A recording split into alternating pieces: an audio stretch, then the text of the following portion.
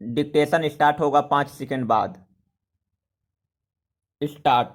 लोकसभा चुनाव अभी 3 वर्ष दूर है, मगर सियासी चौसर पर महारथियों ने पासे जमाने शुरू कर दिए हैं। अगर भरोसा न हो तो आम आदमी पार्टी के मुखिया अरविंद केजरीवाल की ताज़ा तरीन पंजाब यात्रा और पिछली 22 जून को शरद पवार के घर हुई बैठक और उसके बाद के घटनाक्रमों को जोड़ देखिए, आपको सब कुछ समझ में आ जाएगा। Paragraph change. सबसे पहले अरविंद केजरीवाल की बात, वह शुरू से वैकल्पिक राजनीति की बात करते आए हैं। दिल्ली विधानसभा के गत 2 चुनावों में उनका यह नारा खासा सफल रहा है। इतना सफल कि कांग्रेस, जिसने 15 साल मुसलसल हुकूमत की, उसका आज राष्ट्रीय राजधानी की विधानसभा में एक भी सदस्य नहीं है। अपने तूफानी अंदाज में लोकसभा के रास्ते में आने वाले तमाम अवरोधों को हवा में उड़ा देने वाली भाजपा भी यहाँ कुल 8 नुमाइंदों की मामूली गिनती पर अटकी हुई है। यही वजह है कि आयकर अधिकारी से जनसेवक बने केजरीवाल महत्वाकांक्षी हो उठे हैं। Paragraph change.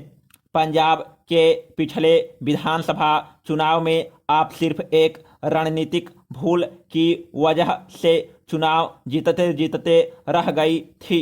हुआ यह था कि मालवा रैली में उमड़ी भीड़ के बाद पार्टी ने अति उत्साह में केजरीवाल को पंजाब के मुख्यमंत्री के तौर पर पेश कर दिया। हरियाणा का रहने वाला कोई गैर सिख इस सूबे का मुख्यमंत्री बने, यह यहाँ की ताकतवर जोट लॉबी की मंजूर नहीं था। पर अब अरविंद ने वह चूक सुधार ली है। उन्होंने घोषणा की है कि 5 नदियों से बने इस सूबे का चुनाव अगर हमने जीता तो मुख्यमंत्री सिख ही होगा। उन्होंने चंडीगढ़ में एक प्रेस कॉन्फ्रेंस कर दिल्ली की तर्ज पर मुफ्त बिजली और बेहतर स्कूली शिक्षा देने का वायदा भी किया। बिना बोले वह यहाँ दिल्ली मॉडल की हिमायत करते दिखाई दिए।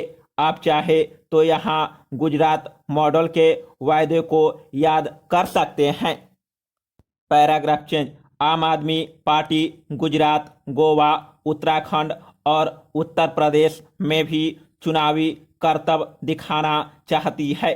देखना है कि महारथियों की इस लड़ाई में वैकल्पिक राजनीति का सुर कितना बुलंद साबित हो सकेगा। यकीनन आप बसपा अथवा असदुद्दीन ओवैसी की एमआईएम की शैली में इन प्रदेशों में धीमे धीमे ही सही पर अपना दखल बढ़ाना चाहती है। Paragraph change.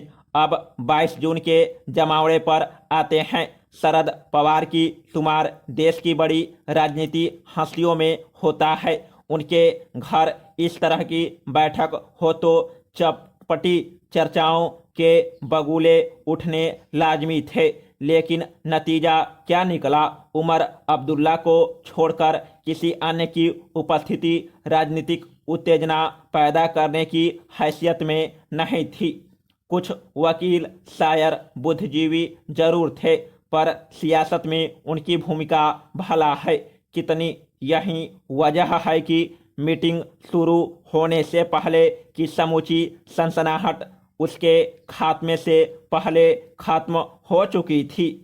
रही सही कसर 25 जून को पवार के मुंबई में दिए गए बयान से पूरी हो गई। उन्होंने कहा, अगर देश में कोई वैकल्पिक ताकत तैयार होगी तो वह कांग्रेस पार्टी के बिना संभव नहीं है।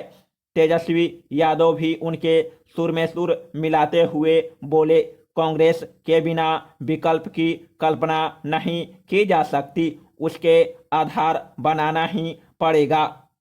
हाँ, मैं इतना जरूर कहूँगा कि जिन राज्यों में क्षेत्रीय दल मजबूत हैं वहाँ ड्राइविंग सीट पर उन्हें ही रखा जाना चाहिए। तो क्या यह मान ले कि पवार साहब ने अपना आवास सिर्फ बौद्धिक विलास के लिए उपलब्ध करा दिया था? उनकी राजनीतिक कार्यशैली गवाह है कि वह बिना मकसद कोई काम नहीं करते। सवाल उठता है, क्या यह कदम तीसरे मोर्चे के विचार की गहराई मापने के लिए उठाया गया था? Paragraph change. कुछ आंकड़े इस विचार को पुष्ट करते हैं। पिछले लोकसभा चुनावों में 192 सीटों पर भाजपा और कांग्रेस की सीधी टक्कर हुई थी। इनके अलावा 70 के करीब सीटें ऐसी है जहां कांग्रेस सबसे बड़े चुनौतीकर्ता के तौर पर उभरती है। रह बची 280 के आसपास सीटों पर क्षेत्रीय दलों के महागठबंधन की गुंजाइश बनती है। भाजपा की आंधी को रोकने के लिए ये दल किस तरह एक हो सकते हैं, इसका जीता जागता उदाहरण बंगाल का चुनाव है। वहां कांग्रेस और वाम दलों ने ममता बनर्जी की राह के तमाम रोड़े हटाने में आगे बढ़कर मदद की थी। नतीजन उनका सुपड़ा साफ हो गया। क्या 2024 में ममता बनर्जी इस एहसान का प्रतिफल चुकाएंगी? Paragraph change. यही वह मुकाम है जहां कांग्रेस के लिए उम्मीदें बनती है। आज भी पश्चिम बंगाल, आंध्र प्रदेश, तेलंगाना, अरुणाचल प्रदेश, मणिपुर यानी कुल 5 राज्यों में कांग्रेस की कोख से जन्मे या उसकी गोद में पले मुख्यमंत्री हैं। इसके अलावा झारखंड और महाराष्ट्र जैसे नए गठबंधन हैं। ये सब यदि कांग्रेस के साथ न्यूनतम साझा कार्यक्रम के तहत गठजोड़ कर ले तो वे भाजपा को कड़ी टक्कर दे सकते हैं। Paragraph change. हालांकि इसमें एक पेच है। आंध्र या तेलंगाना के मुख्यमंत्री उड़ीसा के नवीन पटनायक की राह का अनुसरण करते आए हैं। इन सब ने अपने अपने प्रदेश में कांग्रेस की जड़ें काटी और भाजपा को मजबूत होने दिया। वे चाहते हैं कि भाजपा और कांग्रेस की लड़ाई में अपना काम बनाते रहें। यही वजह है कि वे केंद्र सरकार के प्रति ज़्यादा हमलावर नहीं होते और समय पड़ने पर उसकी मदद भी कर देते हैं। रिंग के बाहर निर्लिप्तता के स्वांग के साथ बैठे ये लोग सिर्फ यह देख रहे हैं कि भाजपा के खिलाफ चुनावों तक कोई एंटी इनकम्बेंसी पैदा होती है या नहीं। यदि हवा भाजपा के लिए सर्द होगी तो वे कांग्रेस का साथ देने में नहीं हिचकिचाएंगे। यदि ऐसा नहीं हो सका तो 2019 की रणनीति अपनी जगह कायम है ही। सन 2022 में उत्तर प्रदेश और गुजरात सहित 7 राज्यों में चुनाव होने हैं। चुनावी मौसम के इस बैरोमीटर पर इन क्षेत्राधिपतियों की नजरें अभी से जमी है। Paragraph change. यही वह बिंदु है जो कांग्रेस को अवसर और चुनौती एक साथ मुहैया कराता है। कांग्रेस अपने घर के झगड़े निपटाने में रह कर नाकाम साबित होती रही है। इसके अलावा सन 1989 से उसका वोट बैंक लगातार दरकता आया है, पर प्रमुखतम विपक्षी पार्टी होने के नाते उसका हक तो बनता ही है। गौरतलब है कि राहुल गांधी वर्ष 2004 में लोकसभा पहुंचे थे।